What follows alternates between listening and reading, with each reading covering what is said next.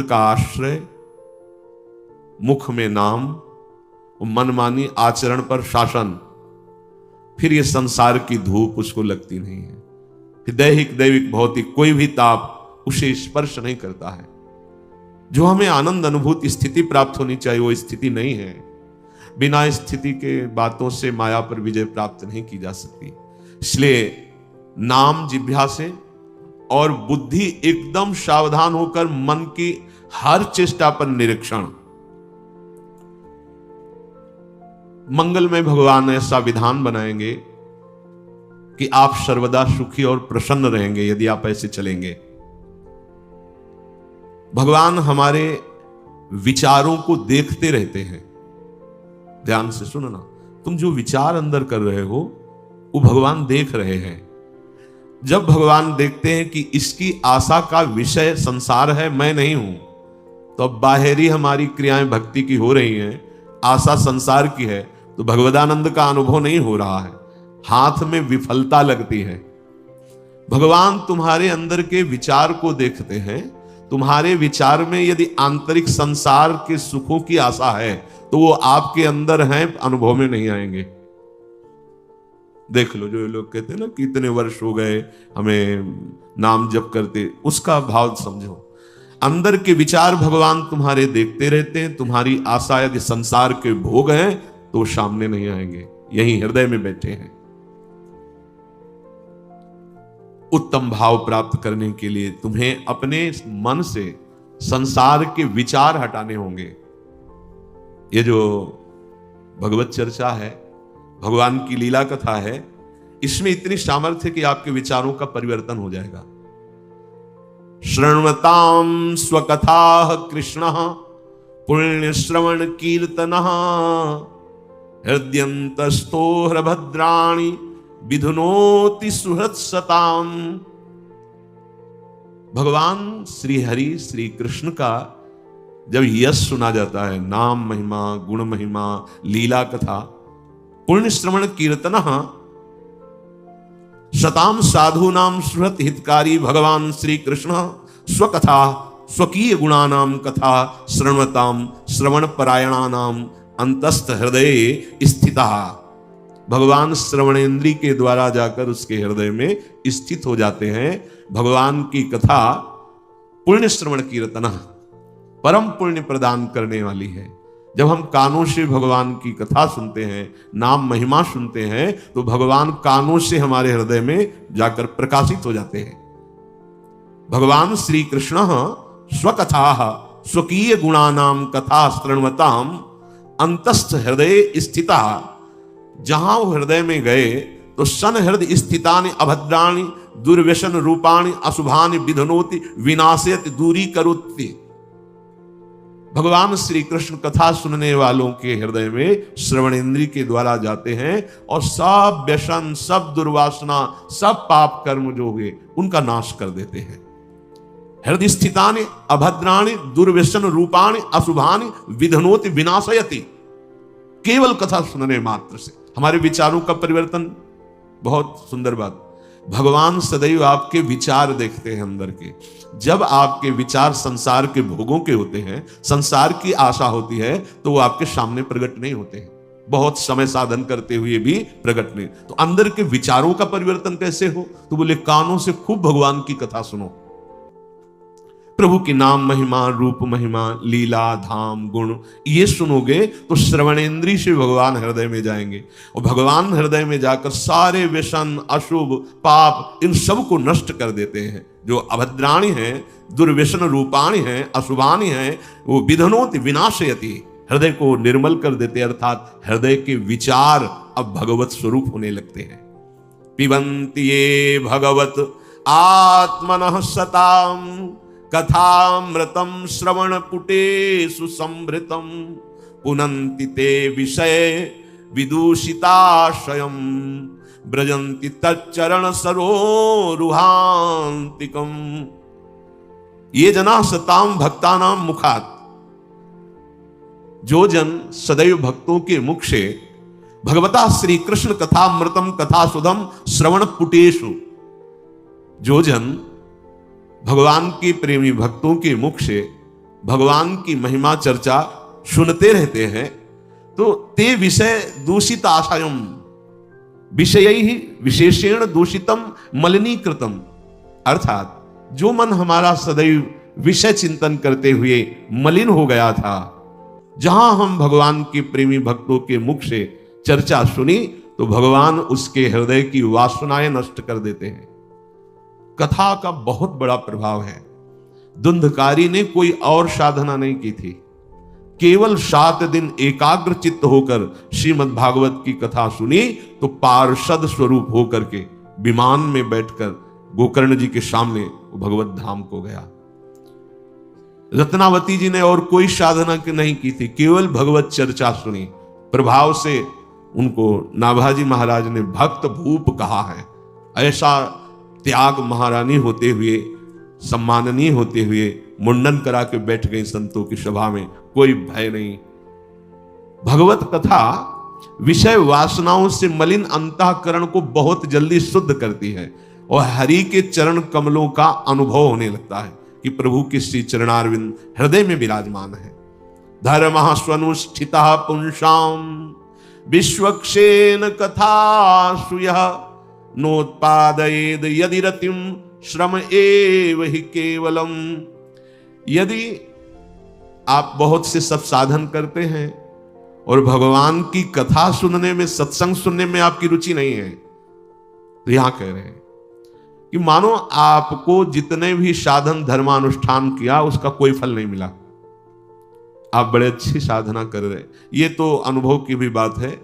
एकांत में साधन करते हुए साधक में बहुत से ऐसे दोष होते हैं जिनको नहीं त्याग कर पाता, वो सत्संग से ही दूर होते हैं। जब सत्संग में हम बैठते हैं तो सत्संग मानो दर्पण की तरह हमें दिखाता है कि हमारे अंदर कौन कौन से दोष हैं, और फिर त्याग करने की युक्तियां भी सत्संग से ही प्राप्त होती है। इसीलिए सिद्ध महापुरुष भी, जिनकी जड़ चेतन ग्रंथि का भेदन हो गया है, आत्मा राम है, वो भी भगवत चर्चा करते और सुनते रहते हैं। भली भांति साधना का अनुष्ठान, धर्म का अनुष्ठान किया, पर आपको भगवत चर्चा सत्संग सुनने में रुचि नहीं, तो बोले आपके जो साधन आदि के फल हैं वो केवल श्रम ही श्रम है, आपको कोई लाभ नहीं मिला। स्वधर्म का फल है, साधना का फल है कि भगवत चर्चा में आपकी प्रीति हो जाए।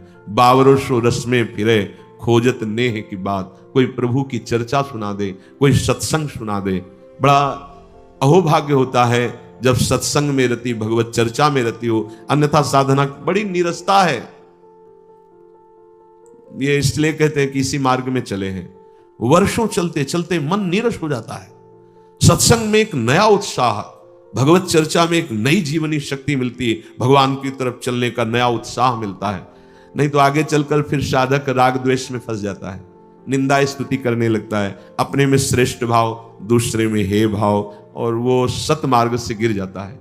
सत्संग ही एक है जो हमारे दोषों का दर्शन कराकर ऐसी युक्तियां जिससे दोष त्याग हो और भगवत चरणारविंद में प्रीति हो। नात्यंतिकम विगणयन्त्यपि ते प्रसादम किम त्वन्य दर्पित भयम भुव उन्नयैस्ते येंग त्वदंग शरणा भवतः कथाया कीर्तन ते तीर्थ यशसः कुशला रसज्ञा। जिन्होंने पवित्र कीर्त भगवान की कथा सुनने में रुचि कर ली, बड़ी जल्दी कल्याण हो जाता है, बहुत जल्दी मंगल हो जाता है। बस विश्वास कर ले। इसमें खास बात होती है कि आप सत्संग सुन रहे हैं तो आपको ये विश्वास हो जाना चाहिए कि मेरा परम कल्याण निश्चित है। अगर परम कल्याण ना होना होता तो मुझे सत्संग सुनने को ना मिलता, मुझे वृंदावन आने को ना मिलता, मुझे भगवत चर्चा सुनने का सौभाग्य ना मिलता। जिन्होंने कीर्तनी पवित्र यश वाले भगवान की मंगलमयी कथाओं के सुनने का व्यसन बना लिया है, देखो सनक सनंदन सनातन सनत कुमार, इनको कौन सी जानकारी की जरूरत है, लेकिन ये हर समय कभी नाम जप में हरिशरणम हरिशरणम, और कभी 3 श्रोता बन जाते हैं और 1 वक्ता बन जाते हैं। कैलाश पर्वत पर 60,000 योजन का वट वृक्ष है। 1 योजन का मतलब 4 कोस होता है, 60,000 योजन। 6 ऋतुएं उस वृक्ष के नीचे हैं, अलग अलग डालों के नीचे अलग अलग ऋतु का प्रभाव। और देवाधिदेव महादेव कथा कह रहे हैं, भगवती अम्बा बैठकर सुन रही हैं। बोलो इनको क्या जरूरत है?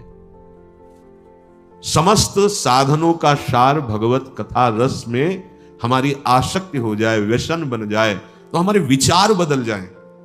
कभी एकांत में बैठकर भागवत का स्वाध्याय, भगवान के जो भागवत में दशम स्कंद की लीलाएं हैं उनका रसास्वादन, निकुंज लीला रस में प्रवेश पाना तो बहुत ऊंची बात है। जैसे श्रीमद चतुराशी जी, 42 लीला, केलीमाल जी, महावाणी जी, ये अद्भुत रस है। अगर वहां प्रवेश नहीं हो रहा तो आप 5 अध्याय भागवत के उठाइए, दशम स्कंद के, और भगवान की लीलाओं के पढ़िए। आप देखिए आपका हृदय बहुत जल्दी पवित्र हो जाएगा। भगवान की लीला कथा पढ़ते तो हैं लेकिन दूसरों को सुनाने के लिए, और सुनाते तो हैं लेकिन अपनी वासनाओं की पूर्ति के लिए, मान सम्मान के लिए। तो जो रंग आना चाहिए वो रंग नहीं आता। नहीं तो बड़ा आश्चर्य की बात, सीधे 7 दिन में भगवत प्राप्ति। ऐसा पापी जो प्रेत योनि को प्राप्त है धंधकारी, सीधे भगवत कथा सुनने मात्र से। जो प्रभु की कथाओं का स्वाद लग गया है जिनको, बहुत से ऐसे भाग्यशाली जन हैं, अगर उनको सत्संग न मिले तो उनको जीना मुश्किल लगेगी। अब हमारा जीवन किस कार्य का? बड़े भाग्यशाली। और ये पक्का देखा गया, अगर सत्संग नहीं जीवन में तो बहुत सी ऐसी साधना को नष्ट करने वाली बातें देखी गई जिनके निवारण का कोई उपाय नहीं है बिना सत्संग के। सत्संग हर समय एक जांच करवाता रहता है हृदय की, एक नवीन उत्साह देता रहता है। तो कोवा भगवतस्तस्य पुण्य श्लोके कर्मणः शुद्धि कामोन शृणुयाद्यशः कलिमलापहम। कौन ऐसा उपासक होगा जो भगवत प्राप्ति करना चाहता है पर वो भगवान की चर्चा से प्रीति नहीं करता, सत्संग सुनने की इच्छा नहीं रखता, जो भगवान के यश का श्रवण नहीं करता है, तो कोई भी कर्म कर ले हृदय निर्वासनिक नहीं होता है। ये भगवान की चर्चा से ही होता है। देखो कर्म करने में तो बड़े प्रवीण मथुरा के ब्राह्मण थे, लेकिन उनकी पत्नियां केवल कृष्ण चर्चा सुनती थी। उसी का प्रभाव हुआ कि वो भगवान का साक्षात्कार पाई, और वो कर्मकांडी ब्राह्मण जन एक झलक भी भगवान की नहीं पाए। तो कौन ऐसा उपासक होगा जो कलिमलहारी भगवान के यश का श्रवण ना करना चाहे? भगवान के यश का जो ही शब्द हमारे कानों में पहुंचता है तो प्रविष्टा कर्ण रंध्रेण स्वानाम भाव सरोरुहम धुनोति समलम कृष्ण सलिलस्य यथा शरद। प्रभु श्री कृष्ण की महिमा, हरि नाम की महिमा जब हमारे कानों में पड़ती है तो जैसे बड़े बड़े तीर्थों का उगाहन, यज्ञ, शास्त्र स्वाध्याय, दान पुण्य, इनसे हृदय पवित्र होने की भावना होती, पाप नष्ट होने। तो उनमें इतनी सामर्थ्य नहीं जितने सत्संग के शब्द पवित्र करते हैं। भगवान तीर्थानि व्रतानि यज्ञ छंदांसी ऐसा वर्णन करते हैं कि ये सब वैसा पावन नहीं कर सकते जैसा सत्संग करता है। कानों में जब शब्द पहुंचते हैं भगवान की महिमा के, तो जैसे शरद ऋतु जल के मैल को दूर कर देती है, वैसे मन का मैल सत्संग के शब्दों से दूर हो जाता है। तो हम कानों से भगवान की चर्चा सुनेंगे तो हमारे हृदय के जो विचार हैं वो पवित्र हो जाएंगे। जब तक हृदय के विचार पवित्र नहीं होते तो हृदय में रहते हुए भी प्रभु अनुभव में नहीं आते, आनंद का अनुभव नहीं होता। तो तुम नित्य सच्चिदानंद भगवान के नाम का जप और उनकी चर्चा और हृदय उनको समर्पित, 3 बातें यहां कह रहे हैं। हृदय का समर्पण अर्थात एकमात्र भरोसा प्रिया प्रीतम का। कानों से चर्चा सुनने का नशा बनाओ। जब 4 साधक बैठो तो भगवत चर्चा करो, बहुत लाभ मिलेगा। भगवान भी कहते हैं बोधयंता परस्परम कथयन्ति च माम नित्यम तुष्यन्ति च रमन्ति च। परस्पर बैठकर भगवत चर्चा करने से बहुत जल्दी भगवत प्रीति जागृत होती है। उपासक इसमें असावधान रहता है। जब वहां 4 साधक बैठते हैं तो प्रपंच की वार्ता होती, खान पान, एक दूसरे के गुण अवगुणों की नहीं करनी चाहिए। प्रभु की चर्चा करो या मौन होकर के नाम जप करो, वाणी को मौन रखो। अपनी शक्ति का नाश करते रहते हैं हम लोग। अगर हम वाणी से केवल भगवत चर्चा करें तो वाणी का वेग शमन हो जाएगा, शांत हो जाएगा। नेत्रों से उचित दर्शन करें भगवत भाव, नेत्रों का वेग शांत हो जाएगा। जबान जो बोलना और स्वाद लेना, दो इंद्रिय है इसमें, अगर हम केवल भगवत प्रसाद पाएं तो इस स्वाद की वेग वृत्ति शांत हो जाएगी। केवल वाणी से भगवत चर्चा, भगवान नाम, तो वाणी का वेग शमन हो जाएगा। और जब हमारे विचार पवित्र हो जाएंगे तो जनेंद्रिय का वेग शांत हो जाएगा। ये वेग शांत करने की युक्तियां हैं, बड़ा सामर्थ्य आ जाती है हर इंद्रिय में जब आप उससे भगवत समर्पित व्यतीत करते हैं। अब हम जब मनाया खा लिया, जो मनाया देख लिया, जो मनाया बोल दिया, जो मनाया सुन लिया, यही हमारी दुर्दशा का कारण है। इसी से हमारे हृदय में भगवद आनंद की स्फूर्ति नहीं हो रही। उपासक को यहां बहुत सावधानी की बातें हैं। कुछ उपासक जन प्रभु श्री कृष्ण के श्रृंगार रस का अधिकार ना होने पर, बाह्य श्रृंगार करने वाला कभी श्रृंगार रस का अधिकारी होता ही नहीं है, ये ध्यान दीजिएगा। बाह्य श्रृंगार, शरीर प्रियता, रोज गाल चिकने करो, उसके ऊपर ट्यूब लगाओ और इसके बाद जो है ये सब करके तुम सोचो श्री कृष्ण को रिझा लेंगे। बाह्य श्रृंगार करने वाला नहीं, ये तो अवधूतों का मार्ग है, परमहंसों का मार्ग है, जो देह भाव से ऊंचे उठे हुए महापुरुष हैं। तो यहां कह रहे कि उपासक को इस उपासना के मार्ग में जो महामाधुर्य रस, श्रृंगार रस कहा गया है, इसमें जैसे जैसे आगे बढ़ना होता है वैसे वैसे शरीर से उदासीनता बढ़ाई जाती है। बाहरी श्रृंगार कोई गोपी नहीं है कि आपको ये सब, बिल्कुल नहीं। अगर ऐसा है तो भगवान को साक्षी करके देख लो, तुम्हारी भोग विलासता बढ़ रही है, तुम्हारी इंद्रियजन्य भोग विलासता बढ़ रही है। और ऐसे लोगों को नरक की प्राप्ति होती है जो भगवान के श्रृंगार रस की आड़ में अपनी काम वासना की पूर्ति का खेल खेलते हैं। बहुत होश में हो जाए, ये परमहंसों का रस है। गोपीजन ये सब महान ऋषि हैं, वेद की ऋचाएं हैं, कोई स्त्री नहीं है, आत्मस्वरूप गोपी हैं। परम त्यागमयी वृत्ति, कहीं स्वसुख वांछा लेस मात्र नहीं, देह भाव, वो स्थिति। तो इस मार्ग में चलने वाले उपासक को ऐसे महापुरुष, ऐसे संत जन, ऐसे महाभागवत जन का अनुकरण करना चाहिए जो प्रिया प्रीतम के प्रति संपूर्ण समर्पित चित्त होकर निर्वासनिक हो गए हैं। नहीं तो काम के द्वारा ठगे जाते हैं, शब्द लिखा है, नहीं तो वो काम के द्वारा ठगे जाते हैं। रास का मतलब ब्रह्मानंद से भी ऊपर उठा हुआ महारस है। जो ब्रह्मानंद को प्रदान करने वाले भगवान शंकर हैं, वो जहां गोपी रूप धारण करके रास का रसास्वादन करना चाहते हैं, उस रास को कैसे शब्दों से संबोधन किया जाता है, बहुत सावधान। ये महाप्रेम का एकांतिक रस, श्रृंगार रस, माधुर्य रस, परमहंसों का रस है। हम उनके बच्चे हैं, उनके मार्ग में चल रहे हैं, तो इस बात को समझना होगा। शारीरिक श्रृंगार करने वाला श्रृंगार रस का कभी अधिकारी नहीं हो सकता। शारीरिक श्रृंगार बनावट नहीं। प्रभु को रिझाने के लिए अंगूठियां पहनना, ये बाहरी श्रृंगार करना, या इधर उधर अंग प्रत्यंग को स्त्री भाव प्रकट करना, ये नहीं है, ये नहीं है। बाहरी स्त्री वेश श्रृंगार करने से यदि श्री कृष्ण मिलते तो माताओं बहनों को तो जरूर मिल जाते प्रभु ना, क्योंकि उनका तो सब स्वाभाविक शरीर वैसा ही है। ये बनावटी वेश श्रृंगार से श्री कृष्ण प्रसन्न नहीं होते। रज लगाओ, उदासीन वृत्ति रखो, निरंतर नाम जप करो, तो प्रभु के प्रताप से, रसिकों के संग से आपके पता चल जाएगा कि इस देह से रहित भाव देह है, वो है गोपी, वो है नित्य दास, वो है नित्य सहचरी। बहुत भूल में फंस जाते हैं और ऐसी भूल भुलैया प्रकट करते हैं कि बाहरी जो सही मार्ग में चलना भी चाहते हैं उनको भ्रष्ट कर देते हैं। इसलिए राधा कृष्ण की प्रेम उपासना करने वाले रसिकों के संग से अपने शरीर राग को मिटाना प्रथम कर्तव्य है, सजाना नहीं है। आप जब रज लगाएंगे तो रजोगुण नष्ट होगा, और जब पाउडर लगाएंगे तो रजोगुण बढ़ेगा, शरीर आसक्ति बढ़ेगी।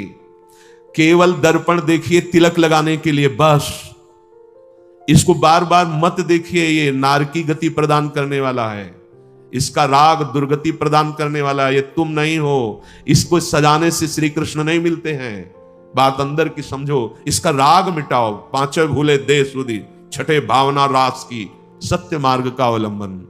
आज बड़ा खिलवाड़ किया जाता है श्रृंगार रस की आड़ में, वासनाओं की पूर्ति। क्या है श्रृंगार रस? जो ब्रह्मानंद में छके हुए जन हैं वो भी ललचाते हैं, वो है श्रृंगार रस। वो कोई